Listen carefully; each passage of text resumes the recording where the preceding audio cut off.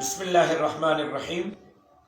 آپ حضرات کے علم میں ہے کہ جمعیت علماء اسلام اس وقت میدان میں کھڑے ہو کر ملک کی سالمیت کی، غریبوں، مسکینوں، حاریوں، مزدوروں کے حقوق کی اور اس ملک کے اندر دین کے بقا اور تحفظ کی جنگ لڑ رہی ہے۔ عمران خان کے آنے کے بعد جہاں ملکی معیشت کا بیڑا غرق ہوا، جہاں ملکی سرحدات کمزور ہوئیں، جہاں کشمیر کو بیچا گیا، جہاں غریبوں کا جینا دوبھر کیا گیا، وہاں دینی اور اسلامی کاس کو بھی نقصان پہنچانے کی کوشش ہو رہی ہے۔ ایک طرف نصاب تعلیم کی تبدیلیاں، ایک طرف مدارس کے نصاب تعلیم میں تبدیلی، دوسری طرف قائدیانیوں کو کھلا چھوڑا گیا، تو اس سے بڑھ کر انکروچمنٹ کے نام پر غریب لوگوں کی جھگیاں گرائی جا رہی ہیں۔ 20 لاکھ کے قریب گھر منہدم کیے گئے، دکانیں منہدم کی گئیں، اور لاڑکانہ میں، سکھر میں بھی گھروں کو منہدم کرنے کا سلسلہ تاحال جاری ہے۔ ظلم پہ ظلم یہ ہے کہ گھروں کو تو منہدم کیا جا رہا ہے، اسلامی جمہوریہ پاکستان میں مدینے کی ریاست کے دعوے دار نظام اور حکومت میں سکھر میں ایک رات میں، ایک لمحے میں 16 مساجد کو شہید کر دیا گیا ہے۔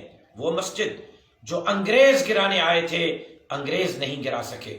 وہ مسجد جو انگریزی استعمار کے سامنے بھی کھڑی رہی، ان حکمران، کٹ پتلی حکمرانوں کے ان ناجائز پالیسیوں کی وجہ سے وہ صدیوں پرانی مسجد کو بھی منہدم کیا گیا۔ جمعیت علماء اسلام سراپا احتجاج تھی، ہے اور رہے گی۔ پاکستان کے بقا کی جنگ، غریبوں، مسکینوں، حاریوں، مزدوروں کے حقوق کی جنگ، مدارس، مساجد، ختم نبوت کی جنگ اور مساجد کے تعمیر کی جنگ جمعیت علماء لڑتی رہے گی۔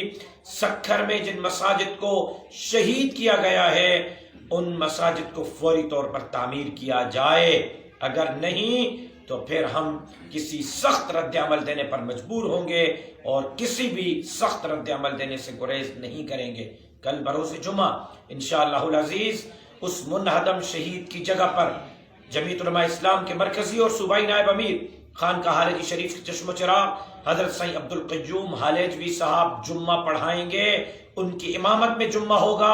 میں سکھر کے غیرت مند مسلمانوں سے اپیل کرتا ہوں کل وہاں پہنچیں۔ شہید ہونے والی مسجد جو دادو اور رئیس کینال کے درمیان میں سٹی پوائنٹ کے قریب ہے، وہاں پہنچ کر جمعہ ادا کریں، کانفرنس میں شرکت کریں اور مطالبہ کریں کہ یہ مسجد دوبارہ تعمیر کی جائے، نہیں تو جمعیت علماء اسلام وہاں خود مساجد تعمیر کرے گی، اور کسی مائی کے لال کو مسجدوں کے ساتھ ہاتھ چرانے کی اجازت نہیں دیں گے۔ میں متنبہ کرتا ہوں ایڈمنسٹریشن کو کہ مساجد سے ہاتھ چران بند کر دو، ورنہ سخت سے سخت رد عمل دینے پر ہم مجبور ہوں گے۔ اللہ تبارک و تعالی ہمارا حامی و ناصر، وما علینا الا البلاغ۔